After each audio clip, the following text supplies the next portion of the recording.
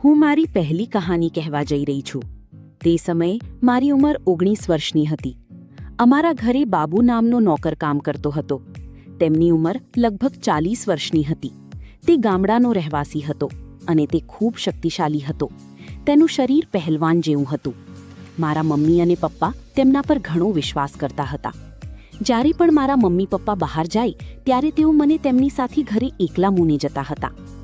એક દિવસ મારા મમ્મી પપ્પાને 4-5 દિવસ માટે બહાર ગામ જવાનું થયું. ઘરમાં માત્ર હું અને અમારું નોકર બચ્યા હતા. સાંજે તેને ભોજન બનાવ્યું અને મને ખડાવ્યા પછી પોતે ખાધું. રાતના 9 વાગ્યા હતા અને હું ટીવી જોવા બેસી ગઈ.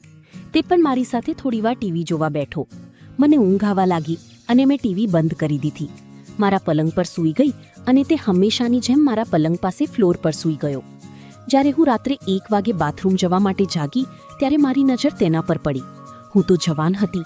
તેને જોઈને મને ફરી જોશ આવી ગયો અને મેં મારું મન બનાવી લીધું.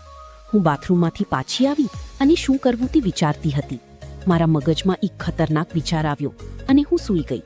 સવાર પડી ત્યારે બાબુએ મને જગાડ્યો. હું થવા બાથરૂમમાં ગઈ. બાથરૂમમાંથી બહાર નીકળી પછી હું બાથરૂમને બહાર જમીન પર સૂઈ ગઈ અને જોરથી રડવા લાગી. ત્યારે મેં માત્ર ટોવાલ પહેર્યો હતો. બાબુ દોડતો દોડતો આવ્યો અને મારી સામે જઈને બોલ્યો, "શું થયું મેડમ?"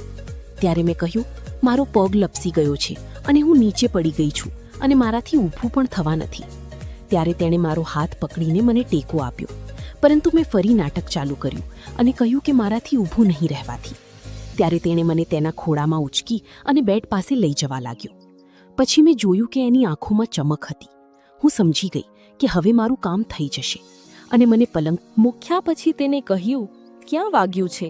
જ્યારે મેં મારા ધૂન તરફ વિચારો કર્યો તે બહાર ગયો અને મૂવ લાવ્યો અને કહ્યું, "લાવો હું તમને મૂવ લગાવી દઉં." મેં કહ્યું, "ઠીક છે, લગા." તેને મારા ધૂનને માલિશ કરવાનું શરૂ કર્યું. તેના હાથ અડાની સાથે જ મારા શરીરમાં દર્દની એક લહેર દોડી ગઈ અને મેં કીધું, "હજી થોડું ઉપર પણ વાગ્યું છે." ત્યારે તે ધીરે ઉપર પણ માલિશ કરવા લાગ્યો. હવે તે સરસ મજાની માલિશ કરી રહ્યો હતો. તેના હાથને ઉપર તરફ ખડવા શરૂ કર્યું હતું. મારું દર્દ પર ખૂબ રાહત થઈ રહી હતી.